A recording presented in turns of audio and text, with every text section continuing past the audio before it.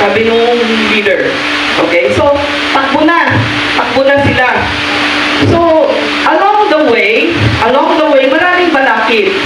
Yung isa, nasaktanan siya. Yung isa naman, sabi, ang taas niyan. Hindi natin kaya yan. Tapos, kayo naman, yung mga member ng ibang tribe, sabi, hindi nyo kaya yan. Ang taas-taas niyan. Hindi nyo talaga kaya yan. So, everybody saying negative. Okay? So, unti-unti nababawasan yung mga tumatakbo. Okay? Now, merong isa na tuloy-tuloy lang siya. Kahit mabagal siya, tuloy-tuloy siya. Naakyat niya yung tower. Okay, ngayon, yung palaka. Siya na daw yun. Okay, so naakyat niya, nakarating siya sa taas. May tatanong ko sa inyo, bakit at paano niya narating despite ng mga sinasabi ng mga tao na hindi niyo kayang akyatin yan? Sinong gustong sumagot? Hindi ka kalukuhan? Oo. Sino? O dito sa ano? Dito. Both sides yung abare. Dito namang abare. Kasi tahimik dito eh. Ano sa tingin niyo? Bakit naakyat ng isang palaka yung napakataas na tower? Ano yun? Okay, positive yung thinking niya. Okay, pero hindi yun ang sagot. O, dito tayo sa veteran.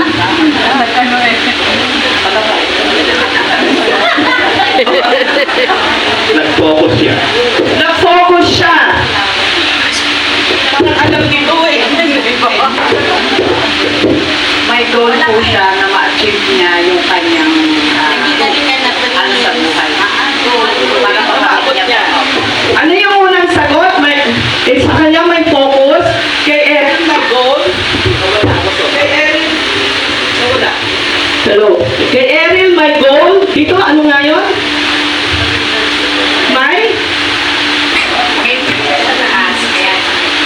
May future sa taas, kaya inaabot niya. Alam mo, tama yung mga sagot ninyo, pero merong mas tama. Asan yung isang mic? Pwede lumapit na lang dito. Sa West Core naman to. West Core kayo, no? Hindi siya tumigil sa kanyang paglakad. Hindi siya tumigil sa kanyang paglakad paakyat. Pero nagre-raise ng hand.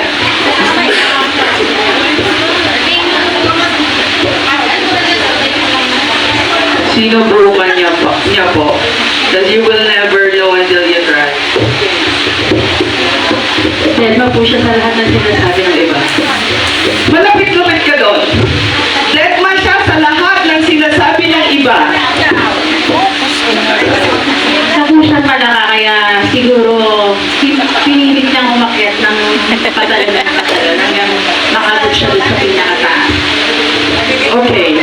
Alam niyo yung mga sinasabi niyo, yun yung mga characters na meron kayo, kaya kayo nandito, kaya kayo successful. Pero, yung sagot, gusto niyo na malaman?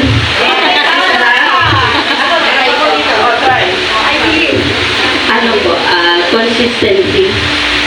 Consistency. Lahat kayo ganun, di ba? Pero may pinakamalapit na answer. Sabi niya kasi, deadman niya lahat ng mga sinasabi ng mga tao. Bakit niya deadman? Kasi, bingi yung palaka.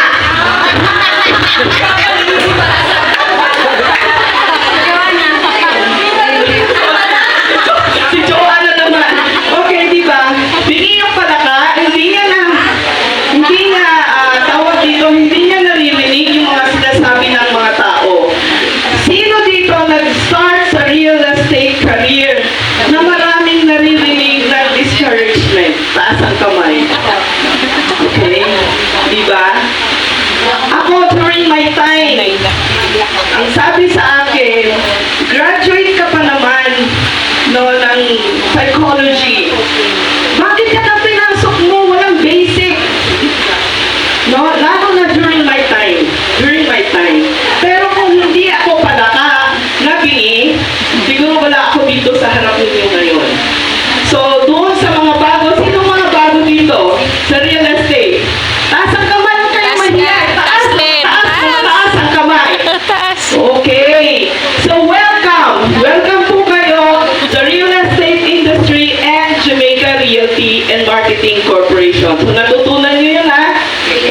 Bingi! Maging Bingi daw si Joanne. Ano naman?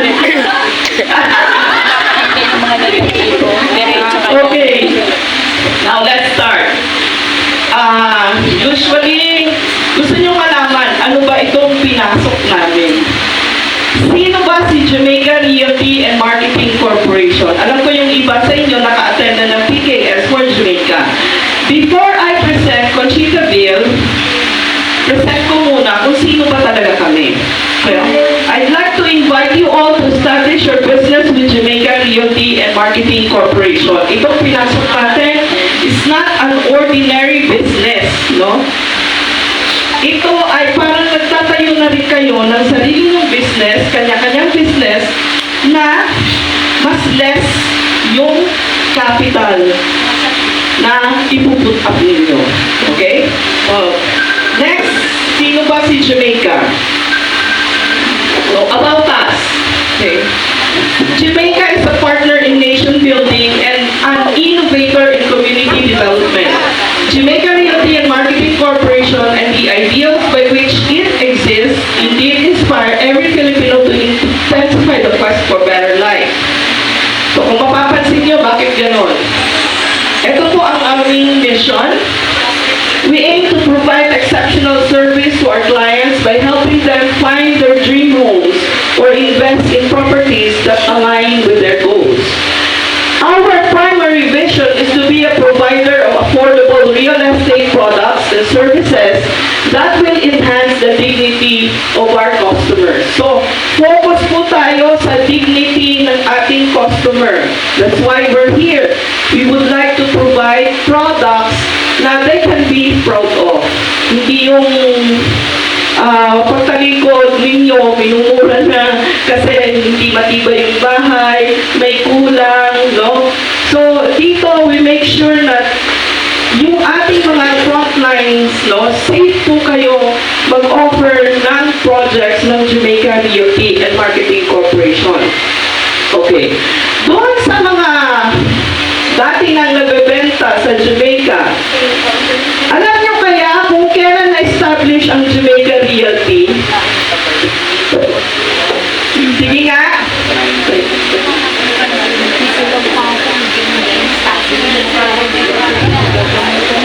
May gift ako sa makakasagot. Tanda kaya natin, when was Jamaica Realty and Marketing Corporation incorporated? Month and year. Meron pa nakakatanda? Parang bago lahat, ano? Ano yun? Tama ka. Abare pa rin!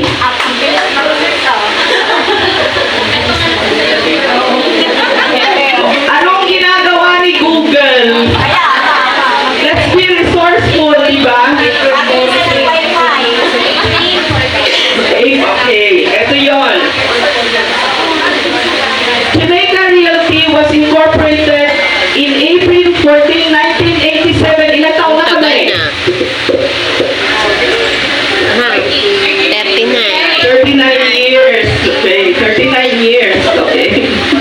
Kasi si Tonton 86, 49, kaya 39 yan. Na-update. We have 60 plus projects nationwide. And then we have almost 40 projects completed. Okay, so saan din dito mga projects na to? Unang tanong, foreigner ba ang may-ari ng Jamaica? No. Sometimes kasi, pag nag-search ka, binibigay, yung merong nag-i-inquire din sa pages namin ng mga Jamaican, akala kasi, we are foreign owned. Okay, Jamaica Realty and Marketing Corporation is 100% Filipino owned. So saan galing yung word ng Jamaica? It came from the letters of the name of the children of the corporate owner. Yung Ja, James Paul, okay? Yung Ma, Mark Christopher, yung I, Isis Dion, and Ka is Carlo. Okay? Di ba pagkaharap na natin ang mga clients natin, may kwento tayo. Okay? Ano ba itong Jamaica? So may kwento ka. No? Para ma-establish mo yung rapport with your clients. Okay, so ano ba ang mga ginagawa ng Jamaica? We do subdivision development. We develop our own subdivisions. No? So, some subdivisions, meron kaming joint venture partner, but we do all the development. Next, we do real estate marketing. Before Jamaica existed, no, na mayagpag kami, we have our in-house agents. So for so many years, kaya minsan yung iba, hindi nila kilala ang Jamaica Realty. Or alam man nila, pero hindi masyadong malalim ang pagkakakilala. Now, time ng RESA, that's reopened to all brokers. So sa ngayon, na-realize namin, masaya pala working with you. Okay, palakpakan po natin. Bawat isa. So, masaya kami, nakikita namin kayo. Masaya yung ating partnership. No? Okay. Kaya na may namimiss kaming isa.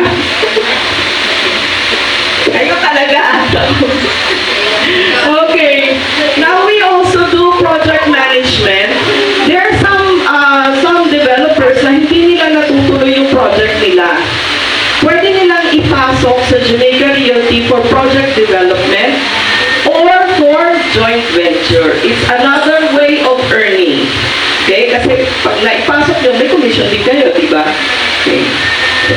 Now, eto po yung timeline ng Jamaica.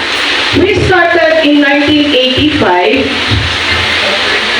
Hindi lang in 1987 kami nagsimula, kundi 1985, our chairman of the board was the VP for Loans Department ng Luzon Development Bank.